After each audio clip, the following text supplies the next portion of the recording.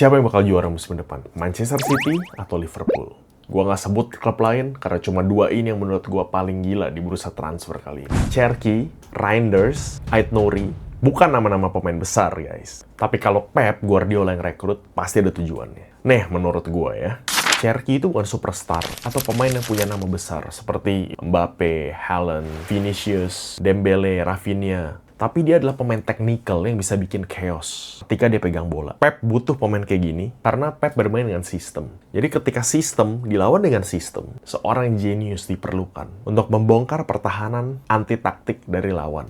Musim lalu udah kelihatan. Kita nggak usah ngomongin soal cederanya Rodri atau beberapa pemain lain. Tapi gue nonton the full season tentang Manchester City dari EPL sampai Champions League, kelihatan banget. Kalau tim lain itu tinggal taruh 10 pemain tumpuk di kotak penalti. City cuma passing kanan kiri, dia cari celah, dia cari space kecil di kotak penalti. Problemnya adalah musim lalu kadang dapet, kadang enggak celah itu. Makanya City nggak juara EPL dan gagal di Champions League. Nah, Cherki ini adalah pemain yang genius. Dengan skill set individunya, dia bisa ngebongkar pertahanan lawan di IPL musim depan. Ini sebuah good recruitment dengan harga yang segitu.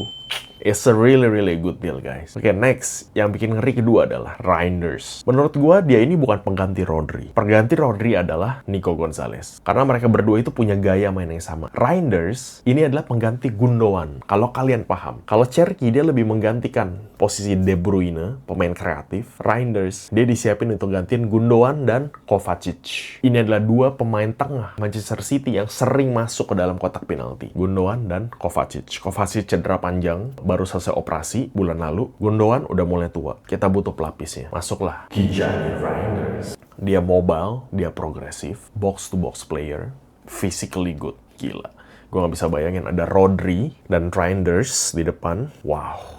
Aït-Nouri, nama terakhir yang baru direkrut oleh Manchester City bulan ini. Profil Aït-Nouri itu sesuai. Dulu pernah ada yang namanya Benjamin Mendy sebelum dia kasus ya. Nah, Mendy itu gila, itu tipikal 100% back kiri. Maju mundur, bisa ngeboom crossing beberapa kali dalam setiap pertandingan. Sprint cross, balik lagi cover. That's crazy. Problemnya dengan Mendy adalah kehidupan di luar sepak bolanya. Itu yang buat dia hancur. Kalian kalau yang nonton IPL tahulah, problem Manchester City dari dulu ada di bek kiri. Pep mencoba nambel sulam dari Delph, Zinchenko, lalu dia taruh juga Guardiola kadang-kadang di kiri. Rico Lewis kadang-kadang main juga di kiri. Pernah taruh Bernardo Silva di bek kiri juga. Terakhir eksperimennya adalah dia taruh Nico O'Reilly, pemain muda di bek kiri. Semua pemain itu aslinya adalah gelandang guys. Kecuali Guardiola. Dari bek tengah digeser ke bek kiri. Ada kali 4 atau 5 season ya. City masih coba dapat bek kiri yang sesuai dengan profile yang dimau oleh Pep. Tapi nggak dapet.